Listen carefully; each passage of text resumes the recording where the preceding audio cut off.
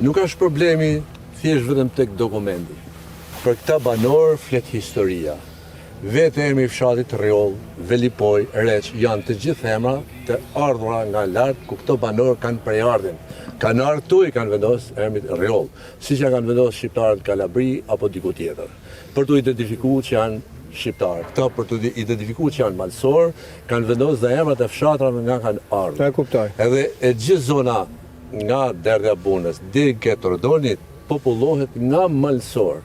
Këto kanë të mirën, kesën bashkë, dasma, mortë, gjithë shka e kanë bashkë, historikisht bashkë. Këto e kanë mbrojt këtë vend bashkë.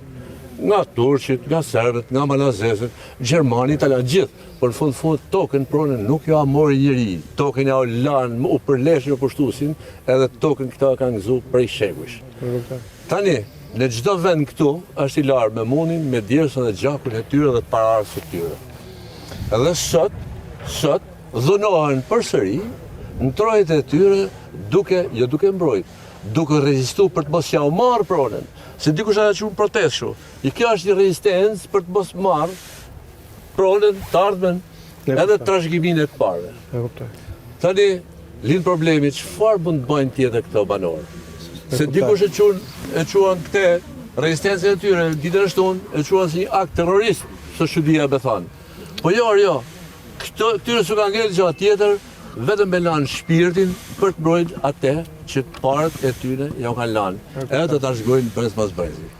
Unë i bëj thirrje ministrit brendshëm, zoti ministri, largoj forcat policore nga Rjolli. Nuk është e hishme. Po ullet imazhi i policisë shqiptare, po ullet imazhi i shtetit shqiptar, po ullet imazhi i popullit shqiptar me këto skena.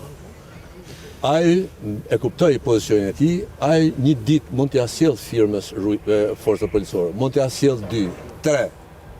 Po një muaj të bëj thirrje palëve, të bëj thirrje atij që ndërton këto, të bëj thirrje banorëve, të ulen bisedojnë. Po si ka mundësi një muaj e sa, domethënë, të mos gjendet një gjumë bisedimi mes tyre palëve, po vetëm me policë. Po nga kryeministri kjo është paradoksale.